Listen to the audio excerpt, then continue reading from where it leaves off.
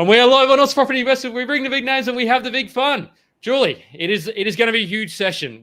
This is not your typical, borrowing capacity. This is not that session about how to buy more property, because when the banks say no, there is many creative sort of twists in this session. So I'm excited. We were talking about this, and Julie, it enables you to travel the world and do all that. So it's a pleasure to have you on. So stay tuned. My YouTube people are excited. I'm going to mute that now.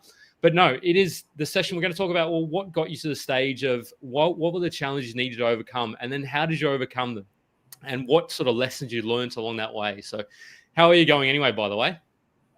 Oh, I'm great. Thanks for allowing me to come on. This is exciting for me, and looking forward to tonight. No, thanks for being patient with me, because you reached out to me in about probably February, and I must admit I was a bit slow and a bit slack with getting to you. So thank you for eventually, after I eventually got to you, coming on. So I appreciate it, and thanks for reaching out. And Joe, what's happening? How are you going? Well, yeah, actually, that's probably a good call out to anyone that wants to come on this show and talk about their property investing journey. If you've got something. We don't want to say, you got something to sell, don't come on. If you've got some value to share, feel free to jump on. We love hearing everyday investor stories about how they've done stuff that's a little bit different, how they've achieved something amazing, a migrant story, a underdog approach, a random happenstance. All of these things are great. So if anyone's out there thinking about that, but I'm pumped for this session. I'm really excited for this one, Julie, because my portfolio initially at the beginning was built on renovations. And one of the biggest challenges that we hear out there is, this isn't just a session about renovations, but what happens is as you're building your property portfolio, you get stuck, and you have the foundation acquisition phase, and then you have the consolidation phase, and then you have the cash flow phase. So that consolidation phase can get, that can really drag out if you're not, trying to pay down the debt and get rid of the debt so you can then have and live off of the portfolio. And there's so many ways to skin it, but you've been able to, do over 20 plus renovation deals, joint venture deals, structured them in smart ways, and made over $1 million in profit. So it's just it's ridiculous. So I'm excited to learn.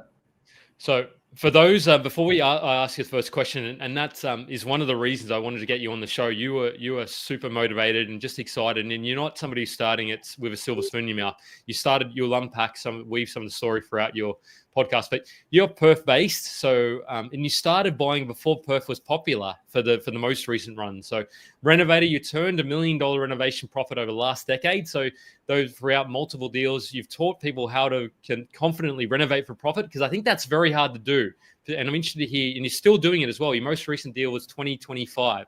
So very recent. So using smart strategies, and you believe that it's never too late to change your story through property. So on that note, you are living proof, of course. So what were some of the things that stopped you getting to where you are now? And what are the things you needed to overcome? Just over 10 years ago, I got divorced after being married for 25 years. So we had 3 children, and, I just sort of thought that my future looked a different way to what it currently is. Yep. Obviously my husband had a job, I had a job, he had better income than me. So we did have the ability to borrow. We had tried property investing a little bit after reading Rich Dad, Poor Dad, bought a little unit for cash flow. Turned out that the strata fees and the maintenance on the old block, took up a fair bit of that cash flow. So whilst it was a nice idea, we decided to just sell it and pay down a bit of our mortgage. So we did get a couple of things wrong as well. We built a couple of houses during the GFC, which we thought we would build and sell because it was before the GFC, but then the GFC hit halfway through the build. Then we got stuck and lost money on the second build and had to move into the first one, which was supposed to be an investment property. So after that, we decided that we needed to be educated. So we looked at, quite a few different education sources in the property investment space, learnt a lot. and then eventually bought a property. I got analysis paralysis looking all over Perth, looking at subdivision deals, renovation deals, unit blocks, everything that I'd learned. And then I realised I just need to bring it right back to something that's simple for me and something that's achievable to actually put into action, which was a house in our own suburb that was being sold off cheap because the the owners, who were also landlords with difficult tenants, decided that they needed to sell it, liquidate quickly just before Christmas when there weren't a lot of buyers around. So, so we did that, and we bought it. What year was this, Julie? When did you start? That would have been 2013 when we did that. Interesting timing. Yeah. Yeah. So, but we bought it and sold it within 4 weeks, and we made $37,000 profit. So basically the key to getting rid of my analysis paralysis was actually making it simple, just getting started in an area that I knew. I knew the demographics, I knew the price ranges, I knew the different areas of the suburb, and just did that very quickly. From there, we partnered with some other people and did another very quick one in Mandurah, 3 weeks, and we each made $50,000 profit, the other partners and us. And this was like cheap properties in not a booming market, and very quickly. So I then realised I've got confidence and I've got a winning formula. But that's when my marriage broke down. So I spent a year like basically just, getting divorced and trying to figure out what my life looked like moving forward. Yeah. I knew that this property thing was the thing that I needed to do moving forward. But I also knew that I didn't have money. The money that I got from the divorce, I bought a house for me to live in. Yep. It was a deposit for a house, so I still had a mortgage. But crazily enough, I thought that if I stay in the medium sort of job that I've got, I'm never going to be able to move forward. So I actually quit my job and just decided I was going to do renovating full time. So that's not something that I would ever advise anyone to do, but that's actually what I did.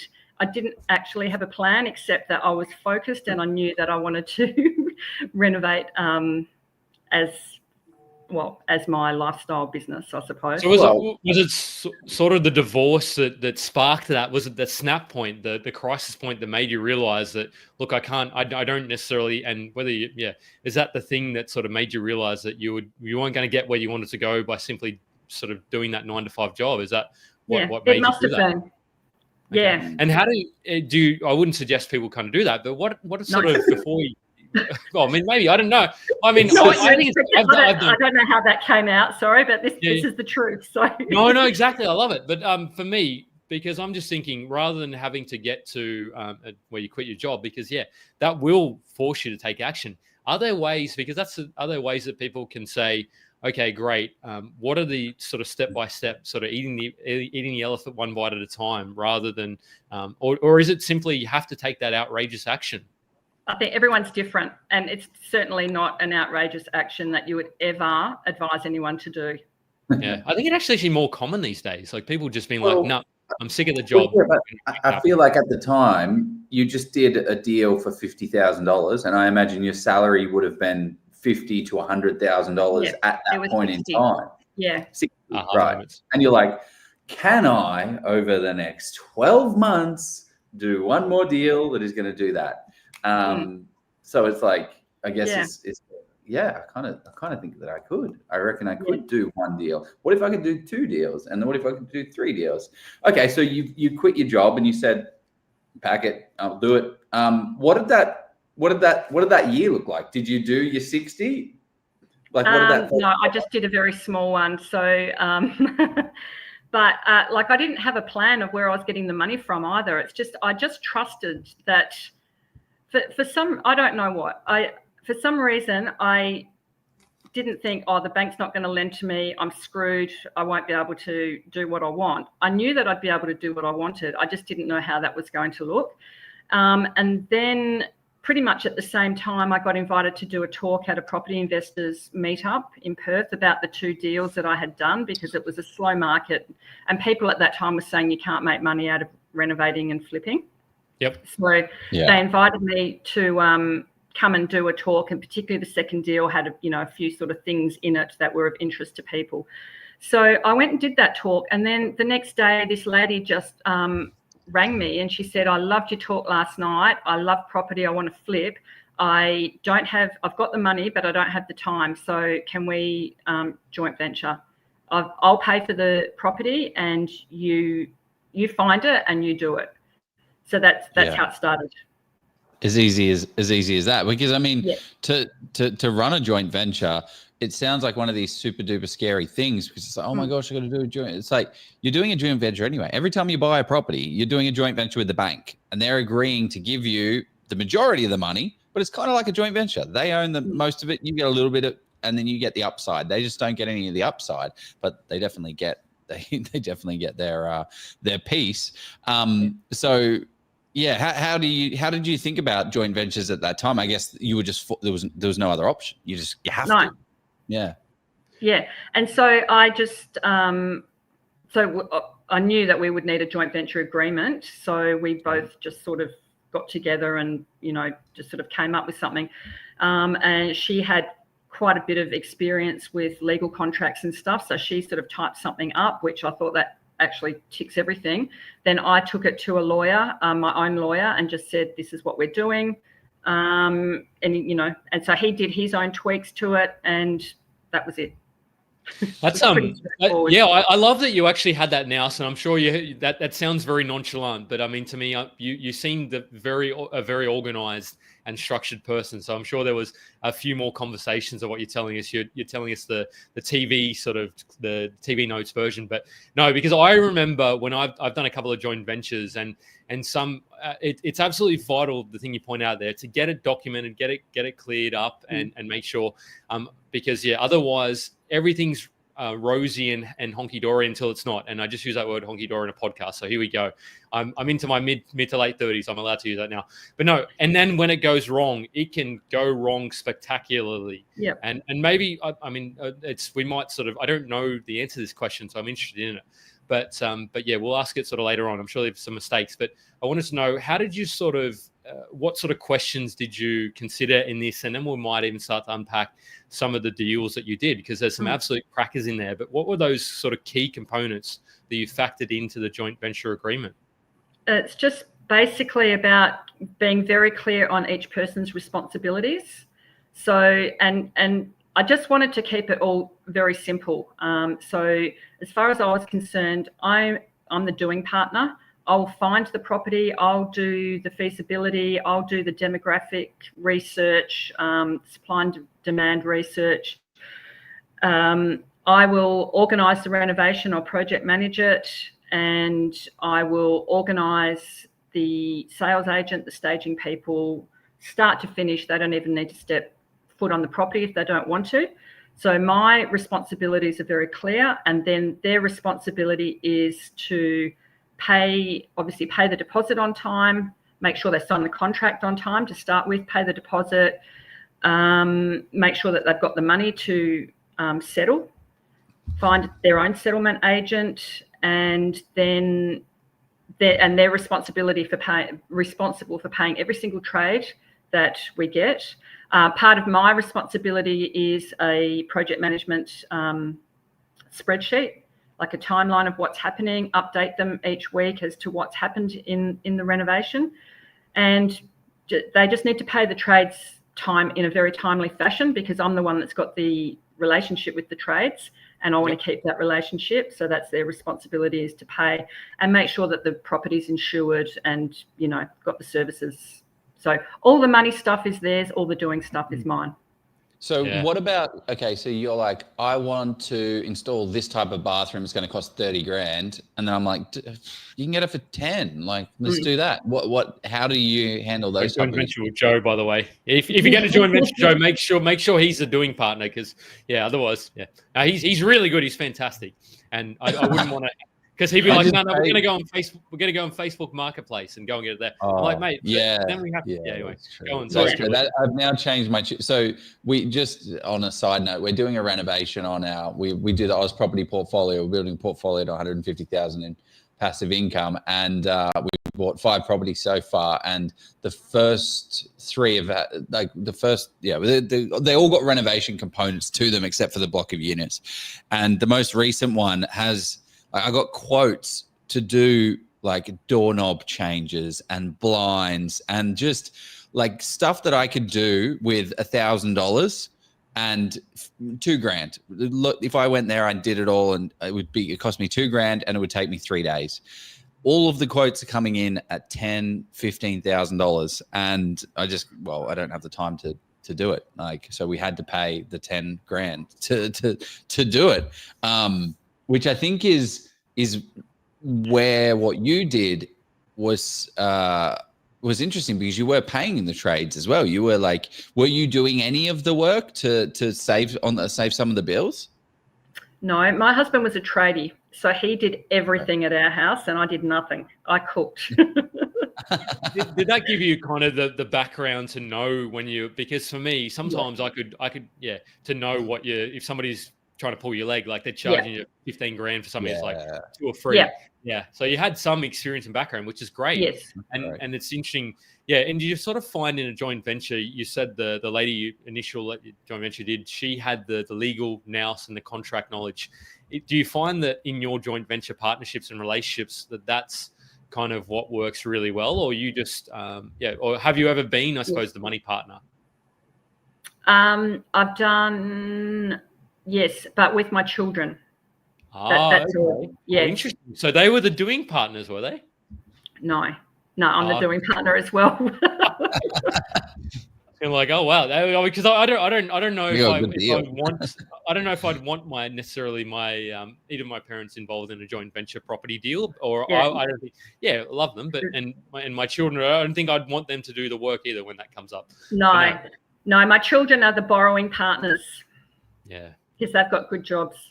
Yeah, just before we get in, I just wanted to. That's something worthwhile mentioning. Sorry, Jeff. Just one thing is like the components to a deal. So, what's that? I was just going to do the components. So, because I love joint ventures. I love them. I've done a few of them. Yeah, anyway. So, what are the components to a deal, Julie? Like, how do you like? We need we need the money. Someone to come up with the money. We need someone to do the doing. I see 4 components to it. One of them is like the acquisition part of it, so the buyer's agent's part, which is doing the research on this suburb, on the area, the supply and demand stuff, and finding that deal and negotiating that deal. So that's one part. The next part is the cash part of it. The next part is the is the borrowing part. Because not everyone pays cash for the property. So sometimes it's the cash for the deposit and the reno. And so that's one part. Then the other part is the borrowing for the 80% that you're going to borrow. And then there's the doing. So I see them as 4 equal parts. So in the joint ventures that I was doing that are 50-50, I'm doing the acquisition and I'm doing the project management. My money partner is doing the cash and the borrowing.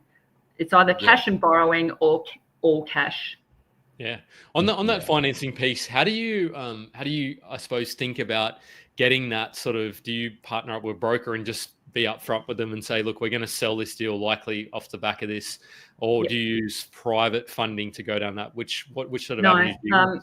Just normal to brokers. Let them know it's going to be a flip, and we're quite happy to pay the clawback because they're not going to be getting their commission otherwise. And they're happy to help, and we pay their bill. Yeah. Which is how much? What should you expect? It was about, I think, 1,400 the last time that we did one. Yep. How do you? Because I've always been curious as people talk about it in flipping communities about, and my mindset is if you, I suppose you're doing it with different partners, but do the banks, I suppose you're also not probably on the title, because otherwise they would probably see that and of course this is not legal advice, go and seek your own separate, because I've often wondered that if somebody continued to put their name against the mortgage and did it over again and again, first off, you'd have credit file issues, but you'd also have, okay, look, this person's not a great not a great character, but we're not going to earn our money out of this person because they're going to sell it too quickly. So that's an interesting way of doing it. So essentially you weren't the borrowing. And have you done multiple deals with multiple people, and have you had that challenge come up, or how do you overcome that? I've done multiple. So that very first lady that approached me, I did a second one with her, and she decided to hold that. She's still got that in her portfolio, and it is doing really well because I sourced a really good property. Sorry? Just on that as well, because I'm sorry, we keep going down different this usually normally Joe does it, but I'm doing it tonight. How do you feel about looking back at the properties that you've sold and just the probably hundreds of thousands of dollars potentially of maybe millions now? Sorry to bring that up. But how do you feel about that? Do you kind of think, look, I would have loved to have kept, or have you kept a couple? What is it? Because they've all been joint ventures, they've all been sold because the agreement has been, because they're putting in their money because the reason that they're doing it is because they want their quick cash. They want a chunk of cash. So it hasn't ever been, this is a property that we're going to hold. I haven't quite figured out exactly how our agreement would be if we were holding a property together and I haven't put any money in. So it doesn't mean that's impossible either, but so far the money partners I've had haven't wanted to do that. They've just wanted their chunks of cash to do something else, either another one with me or go and invest in something else. So the first couple that I did, we did 2 each together, and then they've gone off and either held that property. Another one went and bought a farm with her not with her profits, but she put the rest of her money into buying a farm just outside of Perth, and that was her dream. So that was fantastic. And since then, the money partners have been cash partners, so we haven't needed to borrow. Yeah, those are the really fun ones, because then you literally go into a deal and say you can negotiate a lot. A lot harder, but you can say it's a cash offer and have a mortgage behind it. But where you've actually got the cash, you're like, hey, look, we can settle in as quick as the solicitors can exchange the contracts. Yeah, and I was just also going to say, because I'd done the first 2 with my husband, I did have a track record, even though I'd done it with someone else. So when I did my talk at the Property Investors Show meeting, and this lady approached me, I actually did have a track record. So I think that was also key. She could see that I was well organised. She could see that I knew how to make profit, and I don't know, she liked what she saw, I suppose. Okay, so going to that event, how important have these local, not local, but going to these events, meeting like-minded people, been for your property investing journey? 100%. That's where all of my investors have come from. Well, because that's the hardest thing. I mean, this is why Jeff and I created this group, was because we don't have any people. We don't have property people. We don't have property friends. Jeff and I met at a Steve McKnight, if anyone remembers him. Sorry, Steve, if you're watching. He's probably watching. He's like, Joe. A little bit disrespectful, but he's been around a while. But that's where we met at a conference exactly like that. And all it is just people who you think you're a bit of a weirdo and a bit of a freak because you like investing. I've got friends that they're like, oh, I got this $20,000 windfall, and it's like, oh my gosh, let's go on a holiday, let's go buy a new car. Not, oh my gosh, I've now got the ability because if I've got a little bit of equity in this house, and then that 20 grand is going to allow me to get my next one, and I can go again. It's just surrounding yourself. What do you say? Normalize? Do you say that, Jeff? Normalize, don't idolize. That's what Toddy Sloan says, by the way. Not me. I don't want to take credit for Toddy. He's a very, very nicest guy in real estate. At the same time, I reckon he might chuck a few pizza slices at me if I steal his quote. But no, and on that note, we've got the Oz Property Live event coming up on the 14th of September. A link will be dropping. So if you love a live event, chuck a fire emoji. But anyway, I thought it's where you might have been going with that. That's exactly where I was going with that. Hold on. I feel like you've just dropped I feel like you kind of skimmed over that. So this is our first ever Oz Property live event that we are ever doing. So just like what Julie was saying there, this is what she... Insights. Live. Yeah, I feel like the marketing team that made this need to get fired. It is Oz Property and Business. Okay, we'll keep them. We don't need to fire them. I'm kidding. If you're watching this, marketing guys, we love you. We appreciate all the effort you put into this. There's a shitload of effort that went into this. The event is going to be on the 14th of September. It's on a Sunday. It's going to go from 1 p.m. till 5 p.m. at the Shangri-La Hotel. Now, this is going to be a paid event. I know it's ridiculous. How criminal of us. This literally is just to cover the cost of everything that it's going to do. So we are unfortunately not going to spend $40,000 to run an event, but we want to get people that are serious about property investing to the event. There's no sales. There's no pitches. This is literally. I might have a picture. I might have a picture or two in my slides. So I just dropped the link in the description for people who are keen. Get in there before, because I think we're limited to. I think Steve said he might even have a book or two giveaway. But Julie, sorry to do that to you. I got excited. I got excited. I'm like, I realized like these events are so valuable. They've been so fundamental to my investing journey, and hearing that from you is awesome. And then I'm like, oh shit, actually, yeah, we're actually running one of these. So it'll be really cool to see the people that come to that.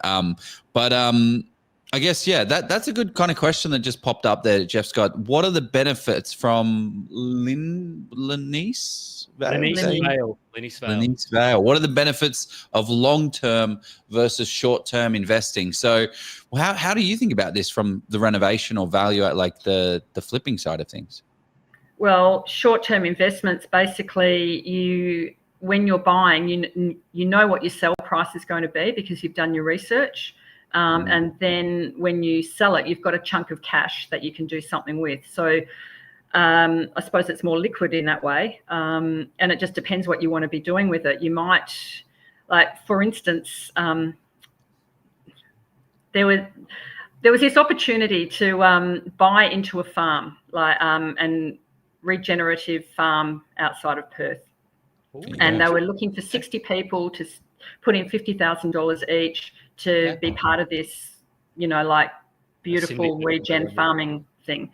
And I just thought, I just wish I had 50 grand.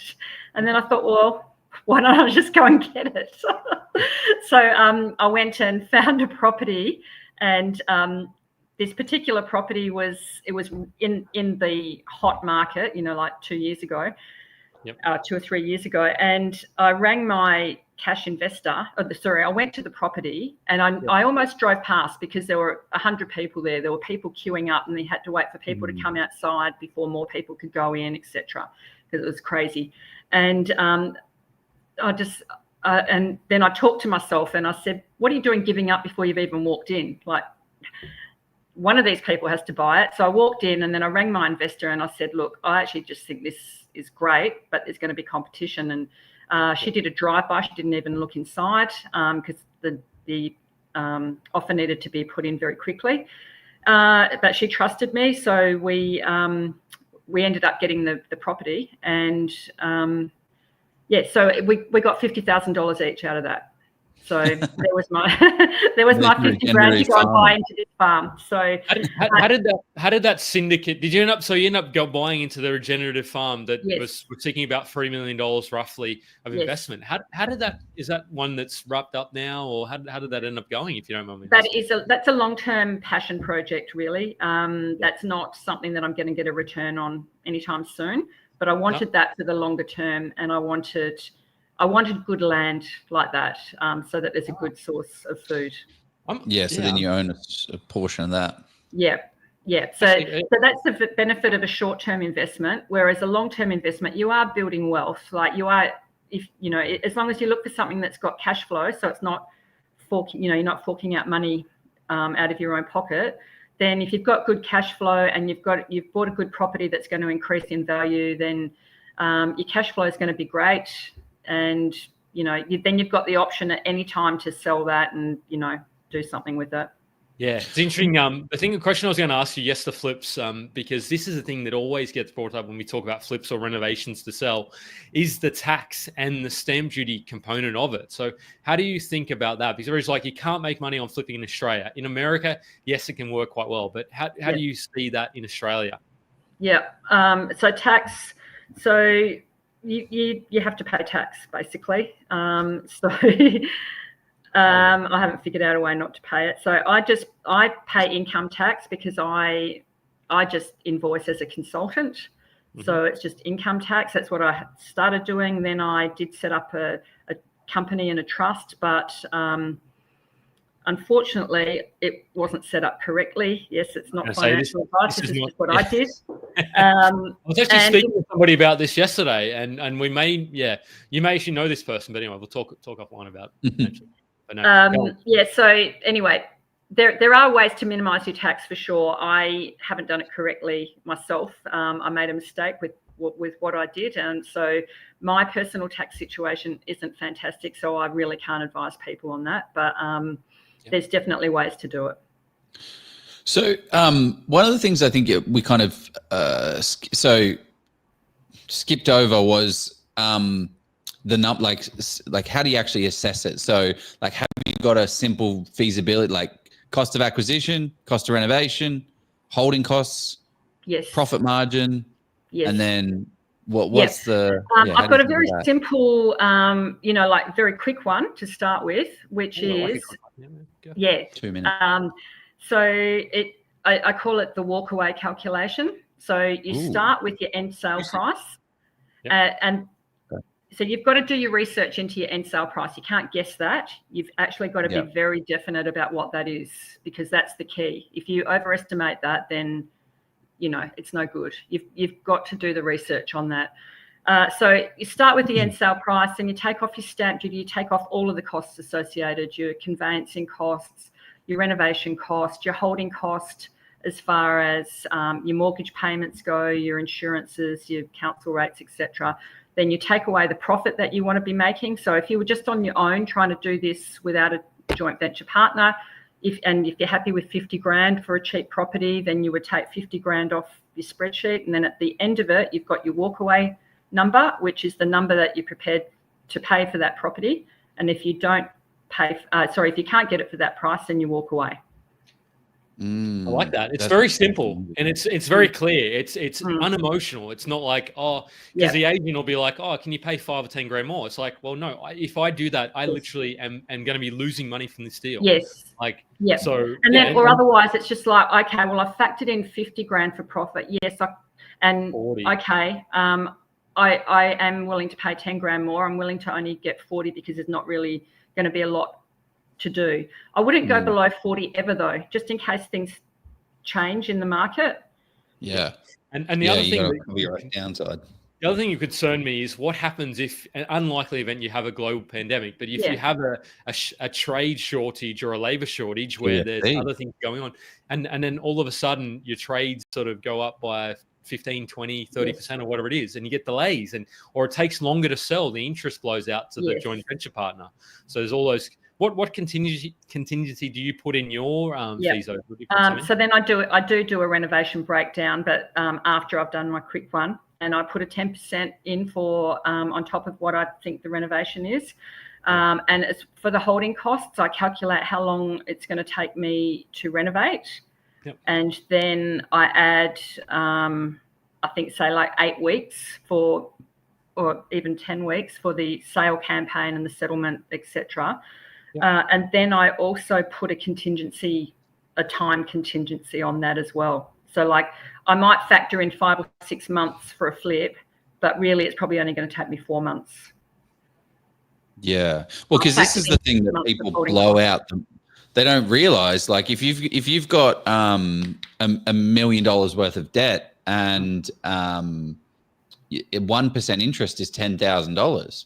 So if you've got 6-7% interest, like 70 grand, 60 grand, and then it can very quickly, if you're not smart about it, and if you also get very expensive finance, which a lot of people in this situation kind of have to do because they're buying in a company, in a trust. They have then also maxed out a lot of their borrowing with the other lenders. So they're actually getting 7-8% interest to get the deal across the line. Not always the case, obviously. This is just generalization, but that is like the way I like to think about it when I'm doing a renovation is that's it used to be $100 a day. That used to be a big number, but like it's now like $150 a day, $150 a day, $150 a day. So I can shop around for quotes for the next 3 weeks, but that's $150 just to save $200 or $500. But you're actually, no, let's get it done and make it happen, because otherwise the time's going to blow out, and that's going to be the expensive things.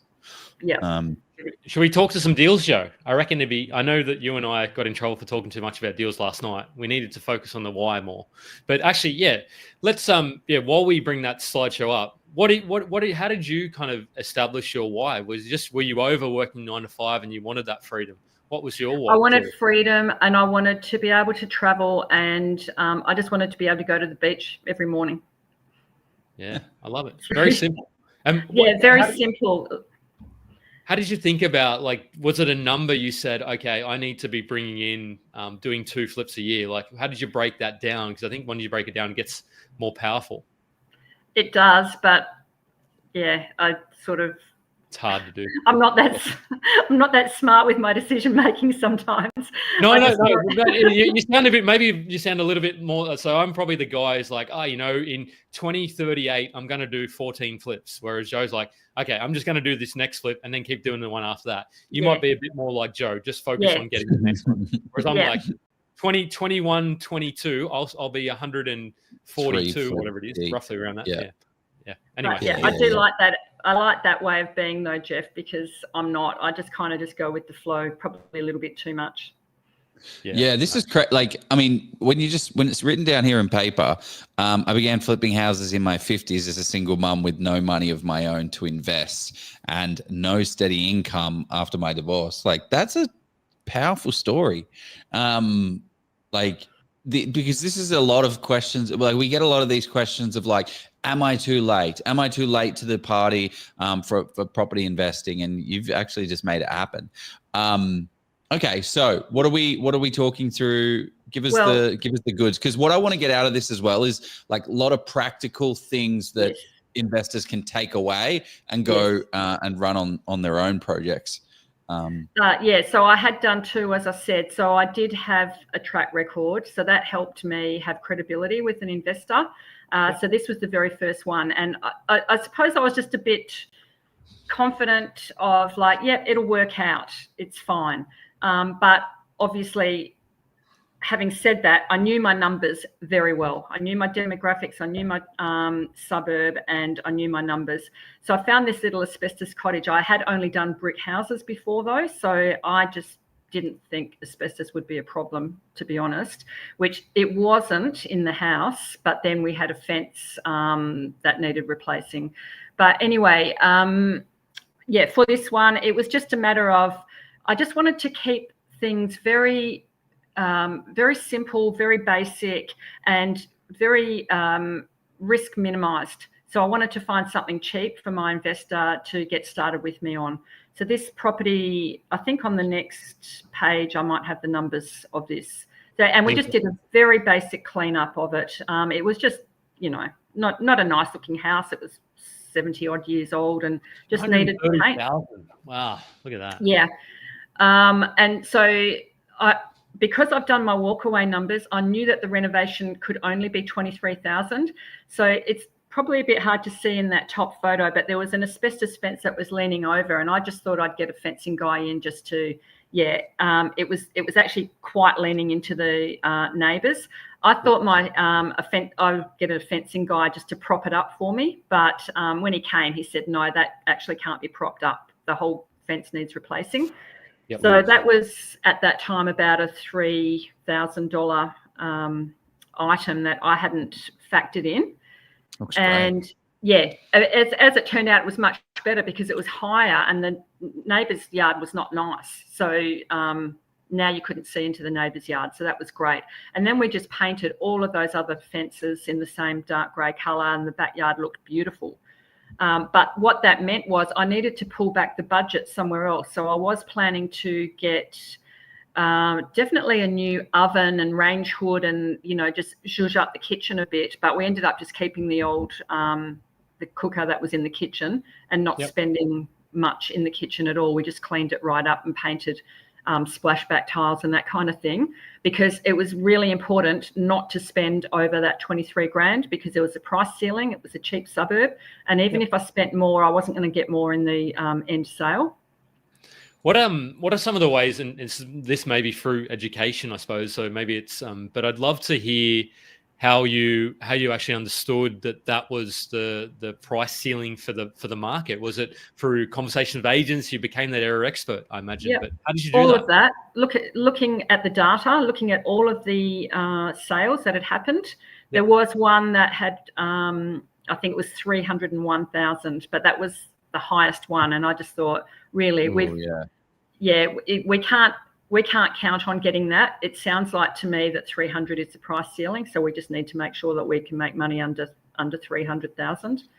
But like I'd go to all the home opens, and then I saw this one that was being renovated, and I end up meeting the people, finding out what they were doing, because I didn't know much. I was just learning. Yeah. It's like, this is where I see people mess up. And I was chatting with a friend of mine. I've got a block of land, and should I build on it, or should I sell the block of land and take the profits that I have? And my answer was, unfortunately, you just have to do the grunt work and speak to the real estate agents, look at all the comparable sales around the area, see what the type of properties are available, and kind of start, like, it's just boring grunt work of actually going on real estate, going through the sold sections. What is comparable? What does what do people here want, and what is attractive? What are they willing to pay a premium price for? Because just because you live in, Moss Vale and you need gold taps, most other people in the world actually don't need gold taps. They just need the Bunnings tap that turns the water on, because I think that's the purpose of it. So, is that a part of it? Like, how do you balance that? Because I'd like a silver tap at least. How do you balance that emotional side of things and then the ROI side of things as well? When you said it's the boring grunt work, I find it exciting grunt work for a start. I see it as like a detective story. Like, I'm just like digging into it, finding out all the details. Call it the money work, I suppose. The gold panning or whatever. Yeah. I don't think it's boring, but Well, it's not. It is boring. No, it's just hard work. Like it's like you have to do this thing. So if you want to get these results, I know there's going to be 100 people that listen to this episode, for example, and then the 80 are going to say, 60 are going to say, I'm going to do a renovation. And then 20 are going to get to the point of actually doing the work. And they go, oh, so screw that, I'm not going to do it. And then 3 people are going to go out there and make $80,000 because they did the things that the other people weren't willing to do, which is why there's so much opportunity in this space, because you're doing things that other people don't want. You're taking, this is quite a nice one, right? This is a small cosmetic renovation. And that's interesting as well. You've gone cosmetic, and then it's because I imagine maybe what's the question? Why cosmetic rather than major structures? Well, that's probably because I was starting. I wasn't that confident in a lot of areas, and interior design was one of the areas that I wasn't confident in, because I'm not an interior designer. I'm good at numbers and spreadsheets, and I can see opportunities, but I'm not an interior designer. So I just thought I can walk into a house where I don't need to change anything, and all I've got to do is freshen it up. That it fitted my skill set, really. Yeah. Okay. So picking the location and picking the area is literally just going on real estate, chatting with real estate agents, and then going through the sold section and saying, this is a fully renovated property. I know that Bunnings kitchen. I know that, IKEA thing.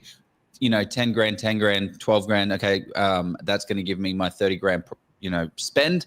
I can actually turn this property that is now $80,000 or $100,000 cheaper, and I can make this product, which looks like trash, into this product that has us just sold for $350,000, $400,000 or whatever that number is.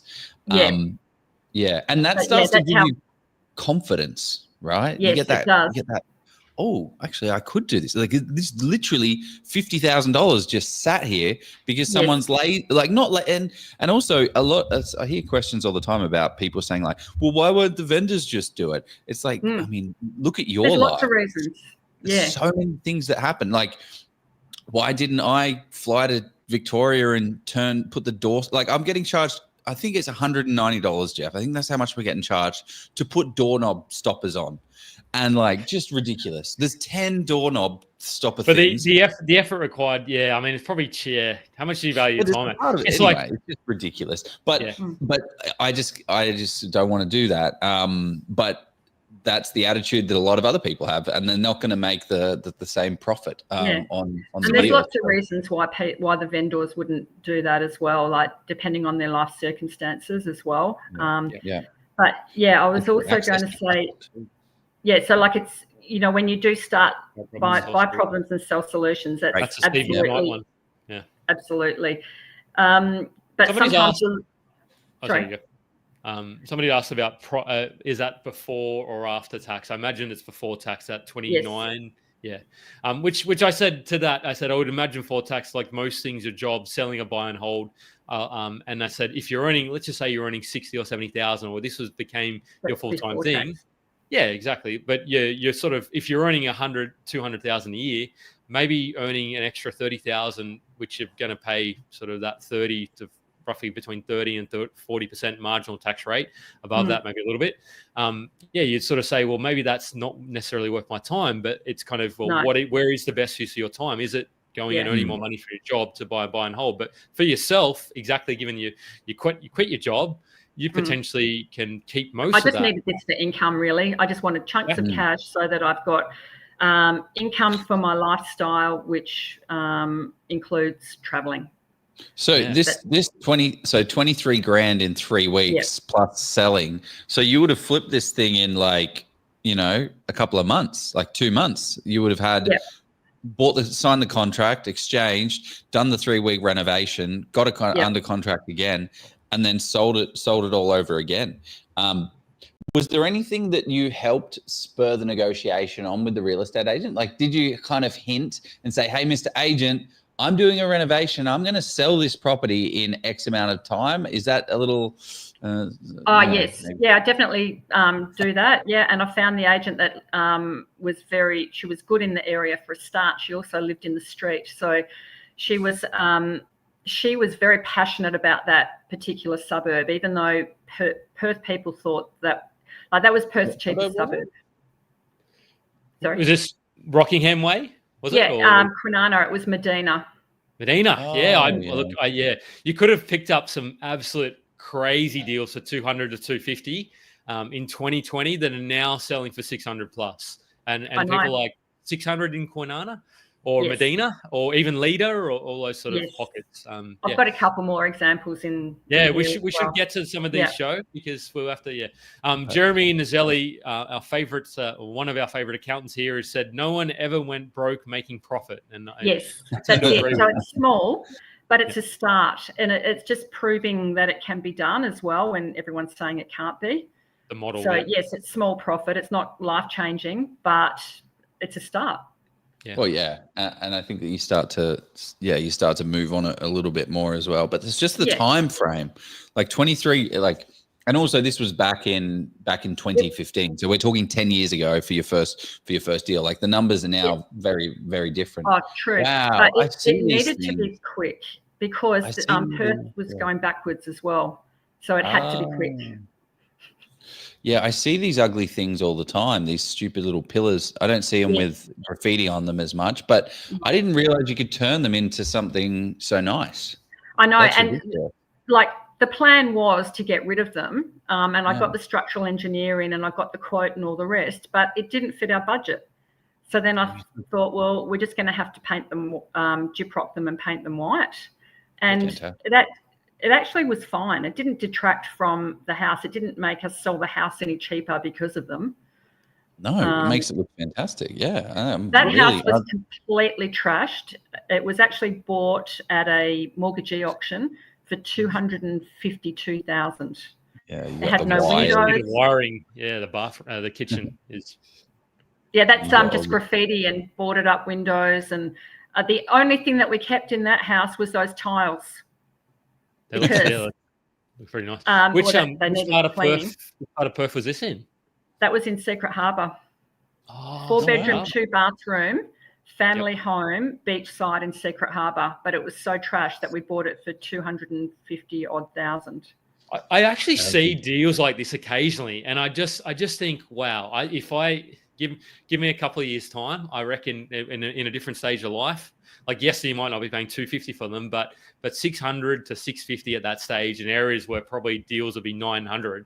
You're like, wow. Yes, you have to have a higher risk tolerance and take. Just how long? Talk us through this one. How long did it take? And you probably have numbers, I imagine, as well. Or you don't have. What were the rough numbers? In this numbers? This is the numbers. Oh no, this is another one. Different property. So basically these two, I'll just quickly tell you the numbers on these. So the one at the bottom there with the blue door and the Jarrah floorboards, that was the one that we didn't end up selling, and my investor decided to keep it. It's near Fremantle and it's an absolute ripper. Oh, Freo. Yeah. I bet Free, because this was probably 2015 again, 2016, was it? Yeah, 2016, 2017, something like that. Had Freo changed by that stage, or had it sort of still? No, was it still a bit grungy? Freo was always desirable. This actually was in Hilton, so it was changing. You could definitely see the changing. Hilton is very desirable now for sure. Yeah. Because I thought Freo was a bit working class because it's kind of the Dockers. That's why they called the Docks. So but it's still the poor cousin of West Coast, the Eagles. I don't know if we can get into a footy. Not anymore.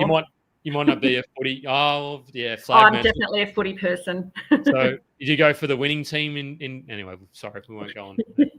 Sydney's still going to make the finals, by the way. We'll see how we go. I went to the Sydney game. While I'm in Sydney, but I was very happy to see the Dockers beat Collingwood by a point at the MCG. That was exciting. Didn't do us any favours anyway. Joe's going to fall asleep. Anyway, the other one, the trashed one, in that photo, everything needed replacing. But because it was a big house, the flooring would have cost us more than $10,000.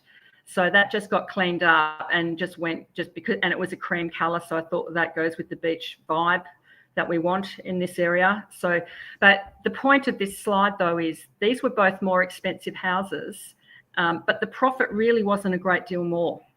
So in that market, these days it would be different, but it's always a matter of assessing what the market's doing and where the best opportunities are. Yeah, well, that's a really good point, because I can go out there and buy a $700,000 or $800,000. My affordability is I can go out there and buy an $800,000 property. So how should we?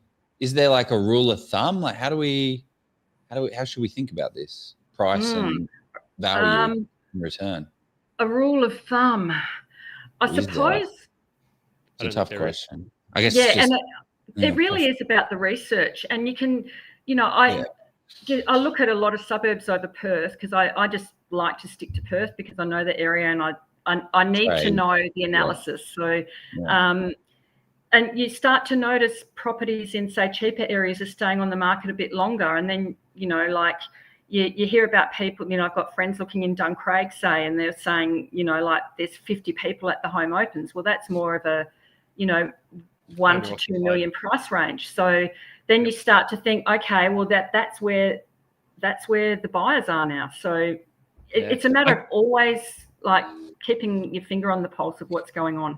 I think kind of up into you. I mean, I'm not giving area research sort of advice here, but I suspect the ocean reef, your Scarboroughs up that sort of way. Maybe not Scarborough. That's probably a little bit too expensive. But your ocean reefs up in maybe not. I mean, even your Kingsley to some extent, maybe. But those sort of more desirable pockets where the owner occupiers is probably where Perth is starting to sit. So if you can pick up a deal in those, picking up a bargain at the moment, hopefully not too much of one. I wanted to ask you this. Are you doing any, I think the answer is no, because I believe, you answered that. You sort of said that you had experience. Your husband was a tradie, your ex-husband was a tradie, and you sort of picked up the tools of the trade to some extent, metaphorically from him. Knowledge. Knowledge, exactly. Yeah. Not practical experience. Yeah. But you had that. You knew that when you're getting taken for a ride, and you build out that team. So do you use the same team roughly every sort of time to come in and just knock through? Not really. Ideally, yes. But then things change. Things change all the time. Sometimes they're busy. Like I had a fantastic plumber, and then he decided that he wanted to go and start lecturing at TAFE. He was over being on the tools, and then I had to find another one. And so it's always ongoing like that too. So I feel like that's also a bit of a myth that people think, oh, you've been doing it for a while, you've got your trades, so that's easy. I'm just like everyone else. I need to go on high pages. I need to find people. I need to go on the local Facebook pages every single time I do a reno. What are some of those questions that people should be asking their trades? Like maybe that's a bit cliche to ask. Everybody's like, oh, what question to ask? But what are when you're introducing a new trade into the team or into your project, what do you want to know about them to see whether they know what they're doing? To be honest, I just pick up on their vibe more than anything. Fair enough. And the way that they communicate, you can tell when someone's trying to bullshit you and tell you that all this stuff needs happening. So I just don't get back to them. And then others will come in and they'll say, oh, yeah, I see what you're doing. Yeah, you can do this, this, and this.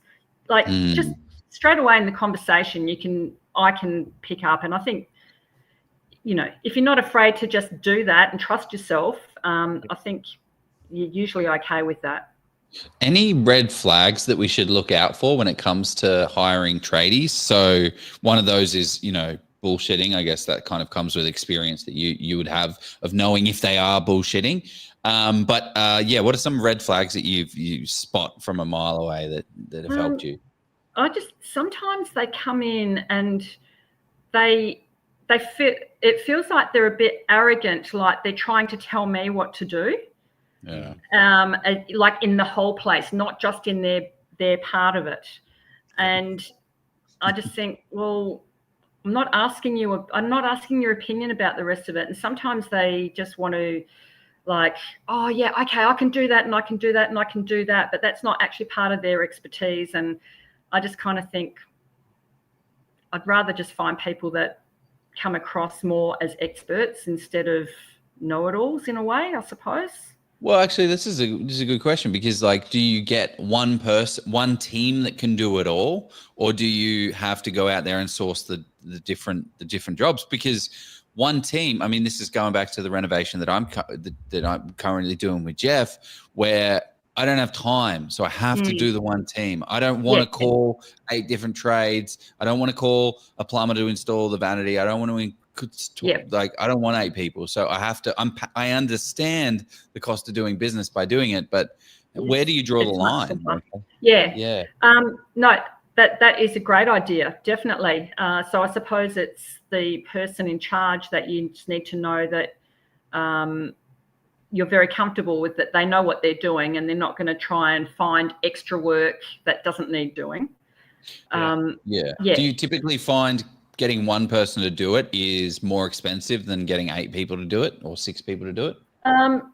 It really depends on their area of expertise. Yeah, because like a lot of the stuff you can get a handyman to do. So if you're paying the plumber or a carpenter, it's going to be more expensive. Of course. So specialise and the hourly rate's a bit higher. Yeah.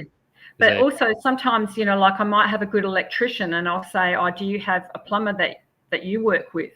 And they'll say yes. And then like they're really happy to work with each other and it's great. So I'll get referrals from them as well. Good trades know good trades. And it's kind of like if you have a good accountant, they'll probably know a good broker. And if that person they're referring to no longer becomes good, that person will slide off their list. You'll find pretty quickly. Joe, we're at an hour in, mate. We haven't played the first ad, and you did 20 plus deals. So I reckon you'll have to pick a couple of your favorite deals. But so stay tuned. We have deals and we have Q&A. So lots to come, people.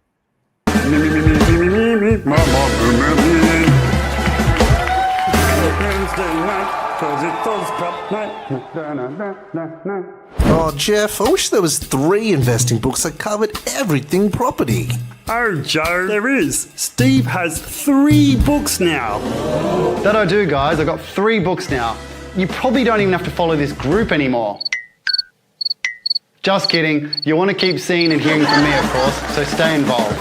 But in all seriousness, if you want to get the full picture of investing, residential, commercial, and development, these 3 books have you covered for the fundamentals. For OzProp members, here's the best part. I'm giving these books to you for free. Just cover the postage and I'll send them right to your door. Go to policeyproperty.com or click the link below and get your copies today. You can also get all my spreadsheets, checklists, and resources free on my website. Happy reading, gang. Here we go. I was going to ask if you've done a residential, a commercial reno, but probably not. That's I haven't, but I'm always open to it though. So I do talk to other investors that have done a lot of other stuff, to do JVs with. And one lady, before I found you guys, sent me Steve Palisi's stuff, and she said, I follow this guy. She's got commercial property. I follow him. He's really good. You should follow him. There you go. There you go. Well, if anyone wants free books, come to the Shangri-La on the 14th of September. Is it the 14th? I've got it. I'm getting Steve's brother to probably sign. No, I shouldn't say that. Steve's brother. I don't know, because his name's Jeff. So he's 14th of September, 1 p.m. Anyway, so which this is not about that. No. So which? So just basically, my conclusion here was, based on the market the way that it was, the cheap ones were less risky and just as profitable. So I started looking back in the cheaper areas. So that'll be the next slide. Just before we go to that, some AI action. This is one that everybody likes to ask. How do you get around not getting a building contract threshold for each state? You can only speak to WA, my understanding. But yeah, if you want to speak to other states, up to you. But look, I often ring the council and just say, this is what I'm doing. Do you need me to get any sort of building, like planning approval, building approval, whatever? And they just say no. So I'm okay. I'm not changing anything. I'm just painting, putting in new flooring, new bathrooms. Like when I looked at getting rid of those columns, those piers, I got an engineer involved. We got drawings done. It would have been certified. There's no way that I'd be knocking anything out without doing that and then giving that to council for approval as well. So have that conversation before you go under contract with the property, just to be like, I'm thinking about doing this. Can I do this? Oh, it's not structural. You're not doing anything. You just, sometimes it's very much council dependent as well. Like, so one of the things that we talk about from a renovation standpoint is taking a 3-bed and converting into a 4-bed. Sometimes the councils hate that, and you have to give them they will say, you got to get approvals. Oh, adding a bathroom as well, like that, turning it from a 3-1 to a 4-2. There's $150,000 worth of uplift, and it's going to cost you $60,000 to do it. That's money, but you do have to chat with the council. You do have to go through the approval process. So just be careful with that. It's not all. And just pay that money and pay the engineer or pay the designer or like whoever needs to do it, because you just want to do it properly. Okay, cool. Well, let's check this one out, because now we've gone down the more affordable end of town. What I'm finding, I know we've got so much to cover, and you've been dropping value this entire time. But one of the things I just want to put out to people is this first sentence here. My data analysis showed me the days on market were, I thought it was the market was declining. But one thing just, I guess, isn't related to this slide is that you can do a renovation and add value in a market that's doing almost anything. Because if you're in and out in 3 weeks, like this opens up so many more opportunities for you. Because if you can buy a property that is in a slow, declining, pretty stagnant which the other ones were. Okay. Well, and that's why I had to do them quickly, because it was a declining market, and I was very aware of that. And I had to be very conservative with my numbers as well. But this one here, like in 2018, everyone in Perth still thought Perth was declining because it had been for so long. No one could fathom that it might go up. But I started talking to local agents about recent sales, and I was finding out what they were actually selling for, and I could see that the prices were actually starting to go up, even though the data didn't show that yet. And I could see that the days on market was going down. So I knew that the suburb was turning, but to most people, they still thought it was a crap. There was nothing going on, basically. That's the challenge, I suppose, with data. It tells one side of the story. It's like if there's a little bit of promise there, then I would really start having those conversations as well with the agents. Got to back it up with on the ground research for sure. And probably just not speak to one agent either. I'd speak to a couple because if you speak to the top selling agent, be like, they're flying off the shelf like hotcakes. Whereas if you speak to the one who gets 1 or 2 listings every 6 months, they're like, oh, that one took me 200 days to sell. But the market's dead. So but also when I'm doing my current research, I'll look at stuff that's under contract. So there's no number on it yet, but I'll ring the agent and ask them. So this particular one, it was an old man had died in the house. He'd lived in it on his own for years with his 8 cats. There was no kitchen. It was uninhabitable.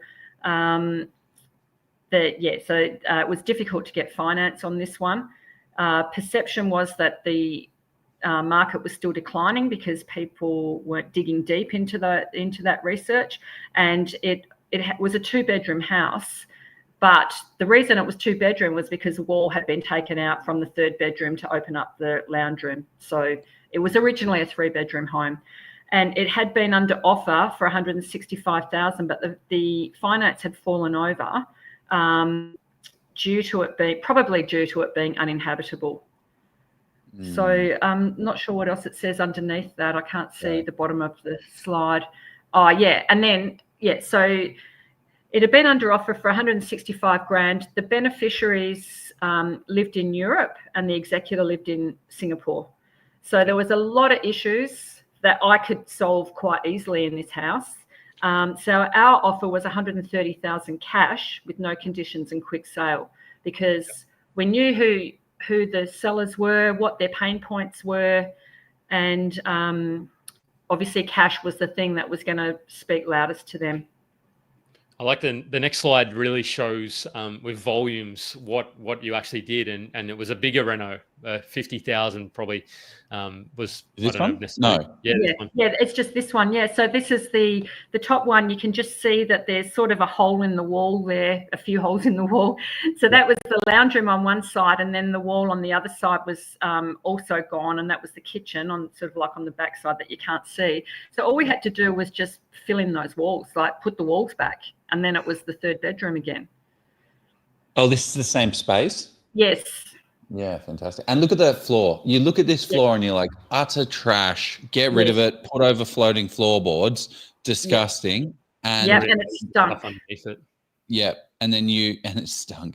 And then all you've done here is sand it, clean it up, sand it, and it's beautiful Jarrah wood, isn't it? Yeah, Jarrah. Yeah, really beautiful. Yeah. So you don't need to cover it. Like you can just sand. Sanding is cheap, cheerful, and pretty easy to. Well, I wouldn't say it's easy to do. Get someone to do it. That job sucks. A lot of people love it though, because you don't. These days you don't get real wood floors. So a lot of people just really love the wooden floors, which is great for these older properties because it's like you said, it's cheaper than other floor coverings, and it looks fantastic. Yeah, so basically we doubled the price of that property because we bought it for $130,000. We spent $50,000 on the reno and we sold it for $259,000. So the profit on that was $63,000, and the reno time frame was 8 weeks, and that was over Christmas as well. So the reason that we were successful with that is that we understood what the seller's pain points were and we solved them. I also understood the target demographic and also not overspending on the reno. And reinstating walls to create a 3rd bedroom, it was really easy. I didn't need any approvals for that because it was supposed to be a 3-bedroom house anyway. And also understanding the changing supply versus demand numbers before the data actually caught up. Because one of my renovator friends said, like, how do you think that you're going to make a profit out of this? I can only see comparable sales at like 220 and there's no profit in that. I said, no, because those 3 that are under offer have all got 250. Because you spoke to the agents and had those conversations. Yeah, so good. That's the way to do it. It's grunt work, you know, calling the agents and asking what they don't have to tell you, obviously. No. But also, like, you also painted the roof up here and splashed it up a little bit to make it a little bit better. What were the kind of key takeaways from the renovation? Like, were there any kind of lessons learned inside? Like, obviously the wall situation is a massive one, you know. If you see it, because I think a 2-bed to a 3-bed is also a very, like, is a killer deal if you can make it happen. That was my first deal, was a 2-bed to a 3-bed, because the 2-bed product is there's not that very many of them, and they're always undervalued. That's right. But okay, the other thing with that, because the old man had died in it, and like the house was horrible, like the 8 cats, they made the house smell a lot. But then I got some energy clearing ladies in to come and clear the energy, because I pretty important. was just concerned that he might be hanging around, and you know, I wanted him to. It's like feng shui and like energy clear, like you clear the space because somebody's passing, that sort of thing. Yes. You don't. I mean, for some people that's very important, and it's one of the questions that people definitely ask when they're buying. I mean, not so much about energy clearing, but more about the circumstances. Yeah. But the interesting part of that was, after that happened, every single person that came into the house, whether it was a tradie or someone just coming to have a look, every single person said, "Wow, this house has got a really good energy." No one had said that before. Yeah, there we go. Something in it. I like it. I was chatting.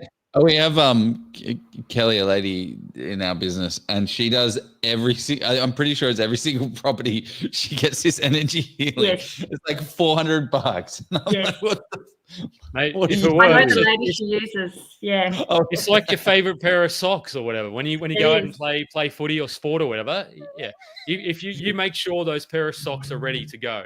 Utterly ridiculous. But it works. But it works. Okay, See, I'm not. There's many people on my side of the fence that are saying it is utterly ridiculous, and then there's many people that are on your guys' side of the fence that said it actually works. Works. You know, whatever works and whatever gets it done. It also, I don't know. I think there's also like the placebo effect to it, where it's like, I feel better in here. Everyone's a little bit chirpy. I don't know. Whatever it is, all those people that came in and just had those words come out of their mouth, they hadn't been in there before and they didn't know. Yeah. Love it. Okay. It's just such a weird thing. It's just so weird. Okay. Let's go. Flip number 7. And shit, we've got 20 of these, so we're not going to go through every one of them linearly. The lady that I just did that previous one with, she had cash, and I said to her, this mortgagee sale's coming up, and it's on the 21st of December. So it's basically the last sale before Christmas. And she couldn't attend. So she said, "Can you just attend for me?" And I said, "Yeah, sure." So I did my walkaway numbers on it. As I explained earlier, you know, you start with your end sale price and work backwards. And my walkaway figure was $300,000. So if I couldn't get this house for $300,000, I was going to walk away. So I went to the auction, and with these mortgagee auctions, pretty much if you don't have cash, you can't really buy, because they need you to settle quite quickly. Yeah. So, or you probably could, but most people aren't comfortable doing that. They would rather wait for it to be passed being sold. Yeah. Yeah. So as it turned out, there was someone there that thought it would be passed in because didn't think anyone was going to turn up at the auction. He was ready to sign up a contract. But anyway, so at the auction, I went to the auction and I was the only bidder. So I just bid 200,000 and my walkaway was 300. So since there were no other bidders, the auctioneer and the agent took me outside and they said, "Look, the reserve is 340. Like, can you get yourself to 340? And I said, no, sorry. The highest I can go is 280. So then they rang the solicitors who were handling the mortgagee part of it. And then they came back to me and said, there's actually a backup reserve of 320 if you can get to 320, which I've never heard of a backup reserve before. But anyway. And I just said, look, I'm really sorry, 280 is my final one. So then they rang them again, and then they said, look, everyone wants to knock off for Christmas. If you can just bring it up to 300, it's a deal. So I said, yeah, okay, it's a deal. They negotiated against themselves. How good is that? That's a reverse leverage. Like and this one looks like it's in Port Kennedy, is it? It looks very familiar. In Secret Harbour, and it's between the high school and the primary school, and it was a great house. There was actually nothing wrong with it. We weren't really planning to do a lot in the reno anyway.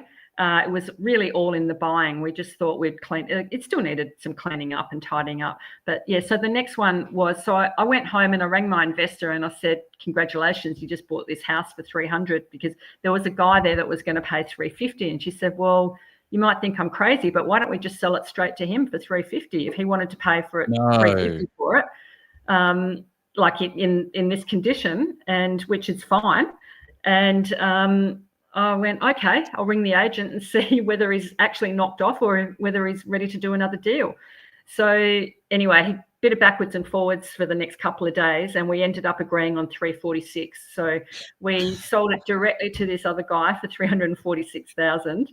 We still had to pay stamp duty. Maybe we could have done it so that we didn't have to. I feel like if you preset it, but there's no way, because the bank's not going to take that. Like with the finance side of things, right? It's just, it wouldn't. So at the end of the day, like basically from one day to the next, we made 30 grand and we didn't do anything. What if you sold him the company? What if the company's buying the property? Can't you just sell him all the shares in the property and the company in the company, and the company owns the shares? Not legal advice. Joey's not saying to do this. You go and speak I'm to definitely not saying that. That is me just throwing a random thought. That is just a random thought. But okay, so you just made $30,000 in profit in 12 hours. So you didn't even do any work to it. These aren't before and afters. These are they're just there. This is what it is. Yeah. That's incredible. So the reason I wanted to share that is, and crazy. Yes, it would be 850 minimum now. Yes, that's right. But just, like expanding your mind to like what's possible with these deals. It is possible to get stuff under market without ripping someone else off as well. Yeah, and it's having those conversations with agents and having good relationships and coming up with problems and solutions. Whatever that saying is. Buy problems, sell solutions. Because you had the finance ready to rock, that it worked out quite nicely. That's an incredible story. That's 30 grand of free money you've just picked up. Okay, let's go to some of the later ones. 2022, 2023 vibes. Hot market. 11, 12, 13. The market was hot. That carpet there needs some replacing, or at least stretching. Yeah, definitely. It was rather smelly as well. So this one, I like. It's always about having relationships. I like to have good relationships with agents, and I ring them regularly. So a lot of agents know me. That there are quite a lot of new agents around since we've had a hot market. So I don't know as many as I used to now because there's a lot of new ones. But there was one particular agent that I would ring from time to time, and I told him I've got a cash investor. I need something that looks terrible. So he said, yes, I've got something. You'll need your gas mask on when you go in there. And I said, it sounds perfect. And so we went and had a look. I got my, this is a new investor now, got her to come along with me, and we looked through, and then I think that's right. They wanted 300,000 for this one. And I bought it for 300. So they said, this is the next one. For 300. Bought for 300. And he said, they want 300, but they're probably going to go to market on the weekend, like home open. So that night we just sent through the contract, 300 cash, accept. And we put in the clause like 24 hours or whatever. Like they needed to make a decision tonight. Yeah, basically. Just so that, because I knew that the market was going to be hot and they were going to get more than that probably if they went. But it was two old guys that had lived in this place, and this guy, he was ready to move on. It just came up looking absolutely beautiful, and it was actually a villa in a group of 4. And then so all of the other 3 owners all kept coming in as we were doing the reno, and they're going, "Oh, I love what you've done there." They had no idea that their little units could actually look this nice. So then they've all ended up getting half of my trades to come and give them quotes. And I think the whole unit block's looking much better now. Oh, good. Making the properties a better space, making the world a better. And that's kind of like, because I hear the thing. Like, I can't even find any of the terrible pictures, but like people are like, "Oh my gosh, property investors, you're the bad guys," and it's like, well, no, not really, not all the time. Always. Not always, because it's like you're taking an absolute. I mean, this isn't a terrible picture, right? But like you're taking a real big issue that nobody wants to deal with, and you're going in there, you're ripping up the smelly carpets and the gross stuff, and you're putting the money into it, and you're getting rewarded for the problem that you're solving because nobody else wants to solve it. So it is really just making the entire council a better place, making the whole area a better place. Okay, so cool. This is the one that I went to that had 100 people at the home open, and there was so much furniture and stuff. The pool was green, as you can see in that photo, like the whole place. The lawnmower is there where there's no grass, but I mean, it doesn't need to be. Why has he owned a lawnmower? There was a lot of stuff there. Mow the algae. I tell you though, like needing a contingency, we needed a contingency for that, because I got the pool, like my idea was we'll get that pool clean, it's going to look fantastic, ready for the home open. So the pool, like it took a good couple of weeks of the guy coming back, to do the different stages to clean up the water. And then once the water was clean, then I could see the concrete bottom of the pool. It was just, all the paint was rubbed off. It actually looked terrible. And so then what we ended up having to do was drain all the water out and get the whole pool recoated, because you couldn't sell it like that. So importance of having a contingency. Yep. And then how much additionally roughly? How much was that? Sorry, the pool? Yeah, to do the it cost about $6,000. Okay. Oh, that's pretty reasonable actually. I mean, look how much better it looks though. Like that's somewhere where you. Yeah. And that was like a beachside home, so like the summer lifestyle was going to be important to the family. Definitely. Yeah. Anyone that's got any questions, throw them in as well, because I do want to. I'm kind of cautious of the time. We're actually getting pretty close to the end of this. So any questions, guys, throw them in, because there's been some great questions. Yeah, because you're living your best life, having lots of fun over east, so to speak. So you've got plenty of things on the itinerary coming up. So we don't want to keep you away from that too long. So this is an interesting one. It's got slate tile flooring, and you've gone over the top of it. Well, the slate we ended up ripping up, but this house, like it, once again, disgusting, but solved a problem. The guy needed this bought, like I found it on the Sunday night, and he needed an offer by the Tuesday. So because otherwise he was going to lose another property that he'd put an offer on. But he had like patios all around the outside of the house, so like with tin roofs on, so that the house was so dark, and then it had roller shutters at the front, and then on top of that it had the slate, the really dark slate. It was the darkest house. It was horrible. So we ended up ripping up the slate and then just putting through, some hybrid floor, and doing a full reno on that one. So the reno cost. That looks incredible. I mean, $50,000. What did you say? How much was this reno? This one was about 110 maybe. Yeah. Okay. Yeah. It was a 4-bedroom, 2-bathroom house. So it needed a lot of work. in fact, it doesn't matter. Is it? Yeah, Sorry? I'll No, keep going. okay. No, it's all right. No, it's all about the insights to make it valuable. Yeah, it looks like a proper renovation job on this. 100K, 5 months, killer. Yeah. Okay, what's this? Oh, this is Camillo. So if you have a favourite deal, this would be my favourite deal. So for a few reasons, but so I bought this one with my son. So we were in Melbourne for a weekend, go to the footy because I like the AFL. And then an agent called me and said, I've got this property, but you need to get it under offer this weekend.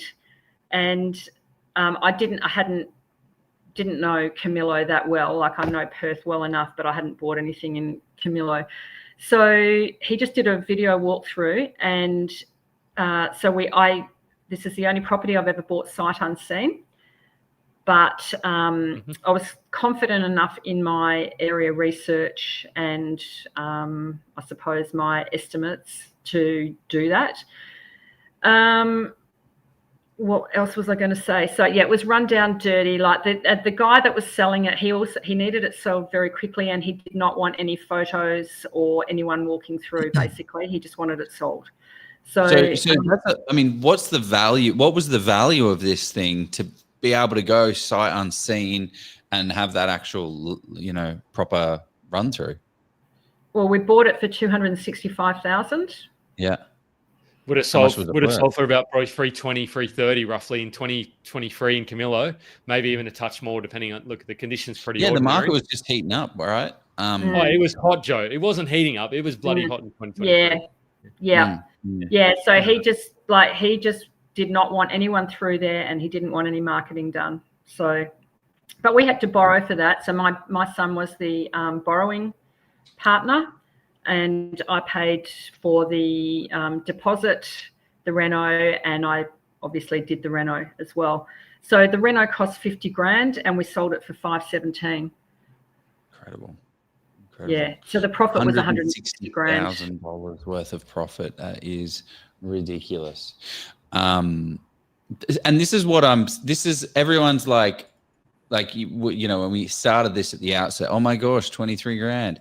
Yeah, but it starts to snowball. It starts to compound. You start to do a deal. This 12-hour deal, $30,000. It starts to really add up into a sizable portfolio that has to, and it builds confidence as well. It builds confidence while still making money. Yeah. I want to jump to the questions. So anyone that's got any questions related to any of this stuff that we've covered off, Julie's been so kind to share so much wisdom and value, but I know there's so many little things that people have questions on in Reno. We're going to run to our last ad and then jump to those questions and then finish up with anything more. Next week, Joe, we do it early. Everywhere you look, someone else is making money in property except for you. Your mate, he just bought a house. It's already gone up $100,000. There's some bloke on Facebook. He's bragging about pulling in a 7% rental yield. Meanwhile, you're stuck scrolling real estate and domain, confused as hell and having no idea about where to start. Or maybe you're that mate that's got $100,000 in equity. You have a few properties under your belt, but you feel stuck. You're unsure about how to scale without over-leveraging and not knowing what the next right move is. So why does it feel like everyone else has some kind of secret that you're missing out on? It's because they do. There's a reason some people keep stacking properties while others sit on the sidelines stacking excuses. There's a reason why some investors buy under market value while others pay too much. There's a reason why investors know the hot spots before there's any heat. And there's a reason that some people build $150,000 in passive income while others just spend years thinking about it. And it comes down to knowledge. And that's exactly why Jeff Miles and I, Joe Tucker, created the Level Up Property course to hand you the exact step-by-step process that we've used to buy over $100 million worth of property in today's market. We've built Australia's largest property investment community with over 80,000 members, and we help everyday investors secure hundreds of thousands of dollars in equity, all without wasting years of their life trying to figure it out the hard way. Making an uneducated decision on the biggest purchase in your life is just gambling with your future. Stop it. Get some help. And this isn't just another how to buy property course. Let's be clear though, this course isn't free. What? And neither should it be. This is our life's work. We've spent over 100 hours each on this course alone. Oh, babe. Okay, video number 3. Number 4 with Done. We've got decades of experience, millions of dollars in deals distilled into a repeatable process that you can take away for yourself. If you're looking for free advice, there's plenty of noise out there. You can go and find that if you'd like. But if you want real,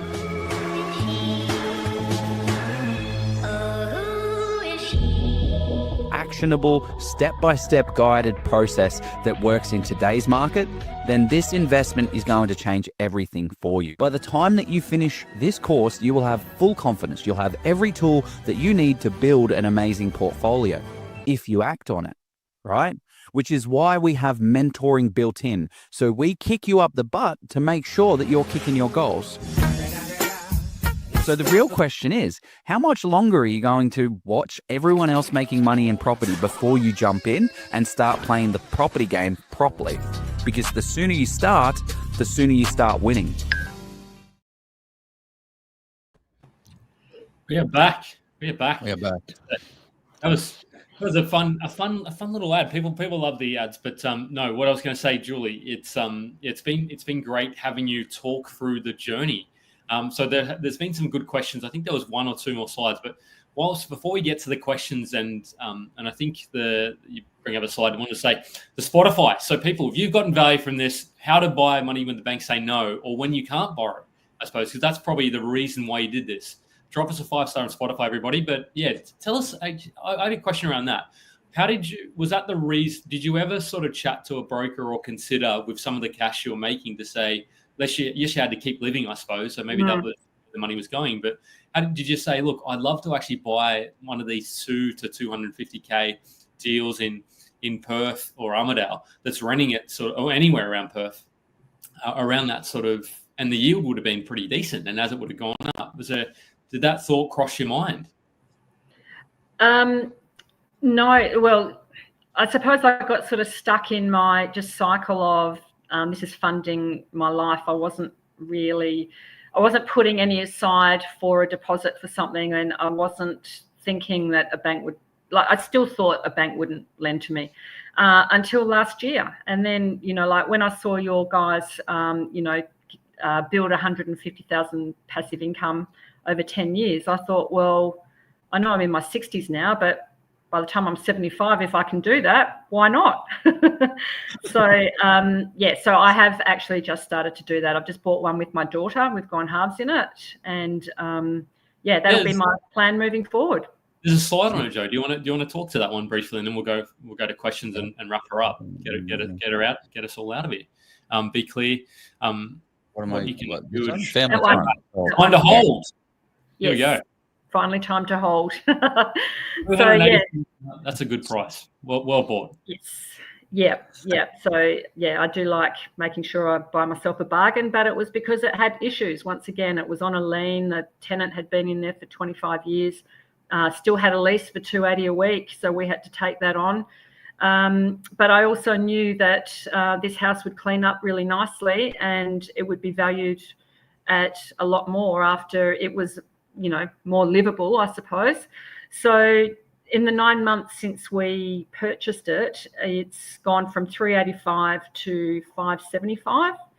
And so it's gone up 190 grand, and the rent's gone from 280 a week to 550 a week. So that's gone up by 270 a week as well. And definitely that's one that I think will grow in value in the area that it's in. And I'm excited. Well done. That's incredible. Yeah, that's amazing. And it's kind of, I like this $190,000 worth of uplift now, because that's actual equity that you can go out there and use. Obviously, there's a portion of it it needs to be usable equity. But what I like about this story is you've just taken action on the things that you had within your control. You didn't didn't take no for an answer. You said, okay, cool. Well, how could I do it? And what are the things that what are the components that we need to have? It's ridiculous. I love it. This has been super insightful. What are so now the goal is cash flow building the portfolio out. Yeah. Yeah.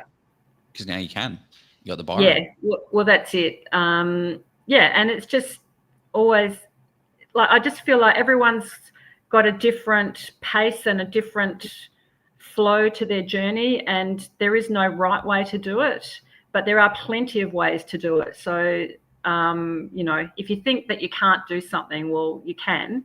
You just got to figure out a way to do it. Yeah, I love the guru. I've said, how do we get the title so wrong? This is a Bollywood movie climax. I said, well, it's exactly as it says. How to keep buying when the banks are saying no. You can't borrow money. How did you buy these deals? Straight out the gates. The banks said no to Julie. Didn't even go to the banks.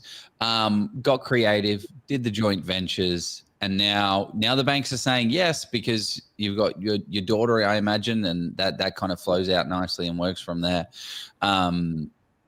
Hey, I think the title should have been different as well, but I didn't write it. Jeff did. No, I thought I'm just playing with you. I'm just playing with you. Okay. Okay, cool. So what is this? What have we got here? Because you've got a little bit of a giveaway, a bit of a takeaway for people.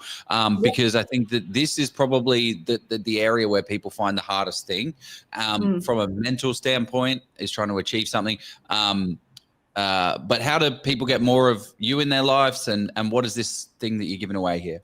Well, this is a free workbook. So if you do want to try and find money partners to fund a flip, this is a book that, like a workbook, I should say, that it's got some good questions to ask yourself and to start looking for what your skill set is that you can offer to someone that has got the money to help you and partner with you in a flip, and what to do. So you can download it here on the link. And that answers Brett's question, Greg. Congratulations on all your investors. Do you offer any course of mentoring to people new to investing? And the other interesting question that Elijah's brought up, I know sort of roughly what Elijah's looking to do. He's got some big, hairy, audacious goals as well. He has asked. He said, love to understand. Sorry, we're showing that. I've popped it in the comments on both YouTube and Facebook, so you can check that out. Love to understand exit strategies and overcoming fear of something going wrong. How do you think about that, Julie? That's a big question for a lot of. Overcoming fear of something going wrong is all about the analysis in the beginning and the research. So what could go wrong is that you've chosen a wrong suburb, or you've done your numbers wrong. So you just make sure that you do that very diligently. So that helps you overcome that fear, because you're really clear on those things. And exit strategies, yes, there's always for me, the exit strategy is to sell it, but then there are a lot of other exit strategies if it doesn't sell. So it can be rented. It's at an area that could go on Airbnb, so there's actually cash flow. There are, in fact, in that workbook, I have put quite a few exit strategies in there as well if you can't flip. So there's always a lot of exit strategies as well, and you do have to consider those when you are buying, because if the first option doesn't work out, you've got to make sure that you've got backup. Cover your downside. And I think that when you run the numbers, and if you've done a renovation that clearly stacks up, the downsides, there are downsides, but you can still you can make it work. And it's, yes, you won't make as much profit, but still you're not going backwards. You're not losing $100,000 unless you're doing silly things and getting involved in massive structural things or subdivisions that you're not 100% sure on. But the other one is always knowing who your target demographic is, because you want to make sure that you renovate that house for that demographic. And that really minimises your risk. To Joe's gold tap in Mossvale. No gold taps if you living in. But if you're in Mossman, you should put on gold taps, right? Yeah. Did you say Mossvale? Did you say Mossvale or Mossman? No, Mossvale, they definitely have gold taps down there too, Joe, for sure. Okay, mate. Southern Highlands. Mossvale. Whatever. Yeah, I was talking. That's where. It's where the moss grows.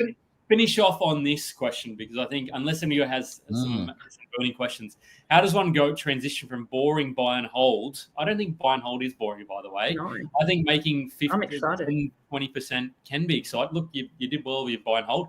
To the exciting world of joint ventures, exciting, scary, and anxious, all those words potentially and more. How do you do that? You can do both.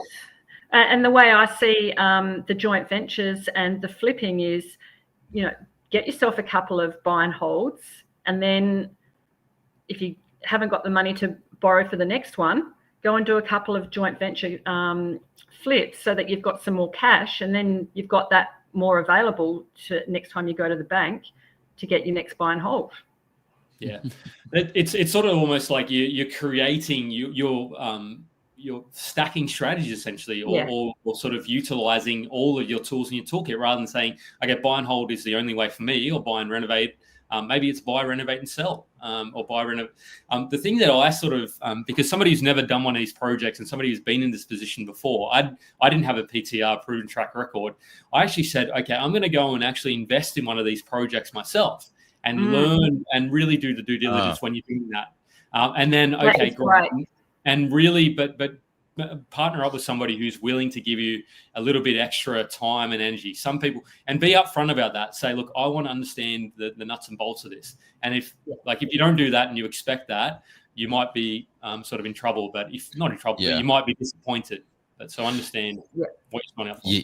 And it's such a good point, because one of the other things that a lot of people, like Julie, for instance, you struggle with as an investor is the borrowing capacity component, right? You may not, and then like the cash, let's just say the cash is hard to get a hold of. So you have to get like 100% of the cash is hard to get a hold of. But it's like that one component of borrowing capacity. So you might have have a salary of $150,000. That's liquid gold to a flipper and a renovator. And you can literally say, hey, take my borrowing, but I'm literally doing nothing with it. You're going to use it for 3 months. I could still go out there and buy a property if I wanted to. I'm not putting any money into the deal, but that leverage of being able to get a borrowing capacity. Now, remember, there's 4 components, so you've got to get paid in proportion to the value that you give, but still that's better than doing nothing. Totally. It's like and that's exactly what I did with my son. All he had to do was borrow. Yeah. Because he had a job. Yeah. See, there you go. Love this session. Love this session. Thank you very much, Julie. So people can reach out, renovatingmadeeasy.com.au, and download that little workbook that we discussed. Incredible session. Thank you so much for taking the time. Let's go buy a renovation. Let's go buy a property, guys. See you later. Good to be back. See you, team. Have a great week. Thanks, Julie.